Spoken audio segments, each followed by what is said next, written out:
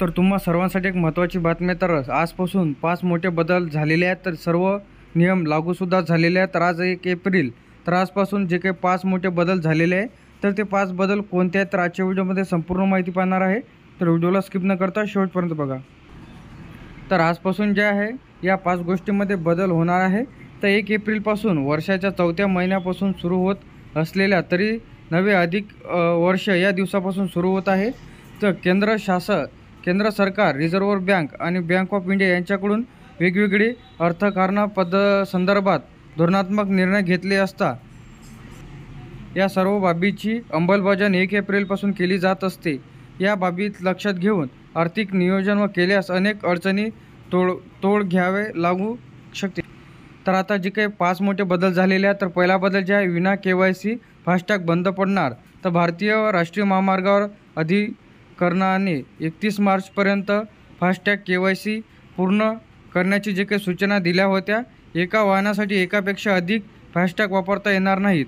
KYC न केलेल्या 1 एप्रिलपासून फास्टॅग त्यांच्या आता बंद पडणार आहे. तर हे मोठा निर्णय घेण्यात आलेला आहे. तर दुसरा बदल म्हणजे पॅन आधार लिंक मुदत संपली आहे. केंद्र सरकारने देशातील सर्व नागरिकांना पॅन आणि आधार लिंक करण्यास सूचना दिल्या होत्या. वेगवेगळ्या यासाठी मुदतवाढही दिल्या होत्या. लिंक करण्यासाठी 31 मार्च 2024 ही आखरी मुदत होती. यात आता तुम्हाला जे आहे दंड भरावा लागणार आहे जर तुम्ही तुमच्या पॅन कार्डला आधार लिंक केलेलं नसेल. त्यानंतर तिसरा निर्णय, भविष्य निर्वाह निधीचा दिलासा. भविष्य निर्वाह निधीचा संघटनेचा सदस्य असलेल्या कर्मचाऱ्याला नोकरी सोडून नवी स्वीकारल्यास PF खाते ट्रान्सफर करण्यासाठी अर्ज करावा लागत असे. परंतु 1 एप्रिलपासून हे अकाउंट ऑटो ट्रान्सफर होण्यास आहे. त्यामुळे नोकरदारांना दिलासा मिळालेला आहे.